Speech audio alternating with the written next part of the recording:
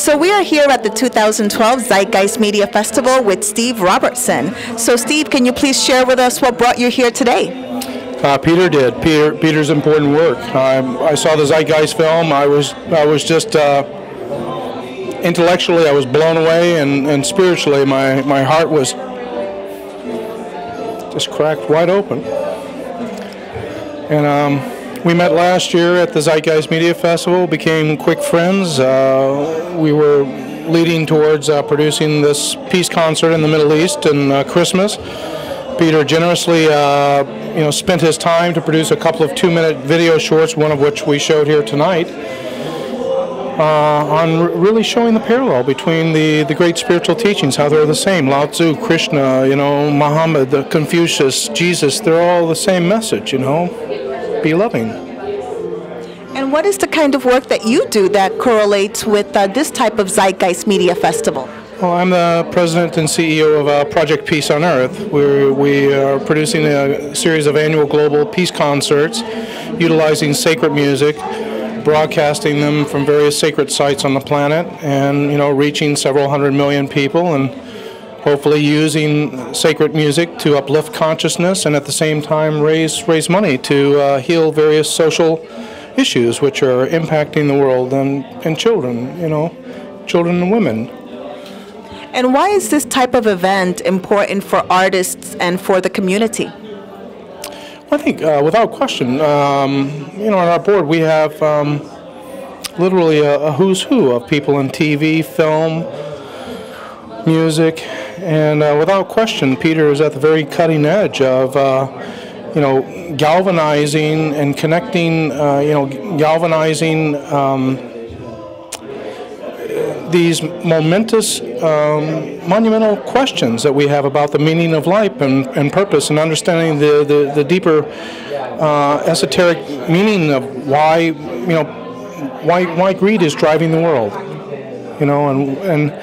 and what we can really do as human beings to evolve ourselves to be more loving and kind, first with ourselves, and then with other people. I fundamentally believe, if we can't get humanity to hear the cry of a small little girl who's been raped and had her arm lopped off with a machete just because she's of the wrong tribe, there's no way you're going to get humanity to hear the cry of a tree being cut down with a chainsaw, even though it may represent the metaphorical philia of the lungs of Mother Earth. And this fundamental paradigm of I have the right God and you don't, and I'm good and you're bad, and I'm righteous and you're evil, has been at the root cause of the most horrible things on the planet.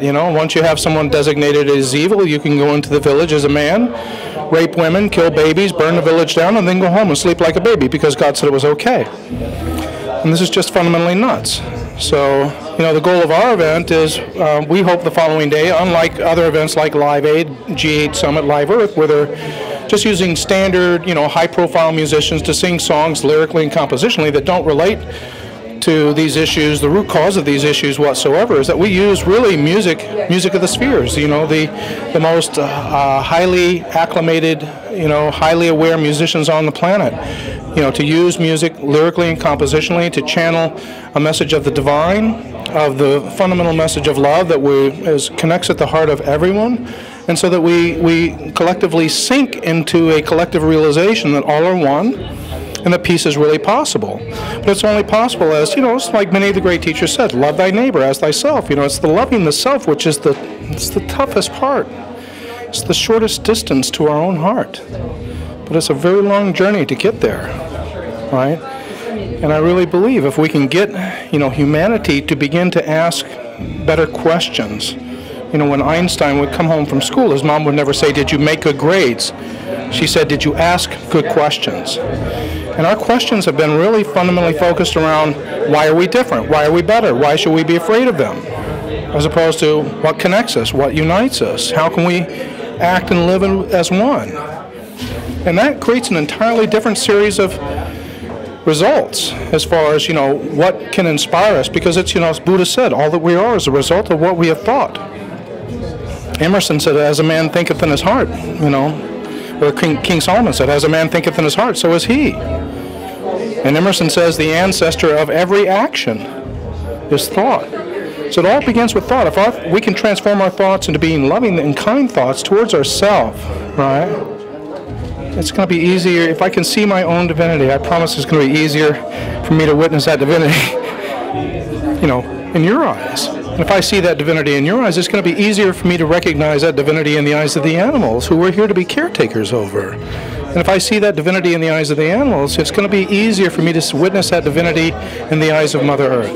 All right? But it really begins with the self, and learning self-love. So that's what we're up to. Using music as a catalyst, to promote that transformational presence, of being still, so that we know that we're God, so that we know that we're co-creating the world, and can co-create from a conscious way, a loving way, a compassionate way, a way that, is imbued with forgiveness. And where can people go online to learn more about the work that you're doing and to get involved? Sure. I can go to projectpeaceonearth.org. It's projectpeaceonearth.org.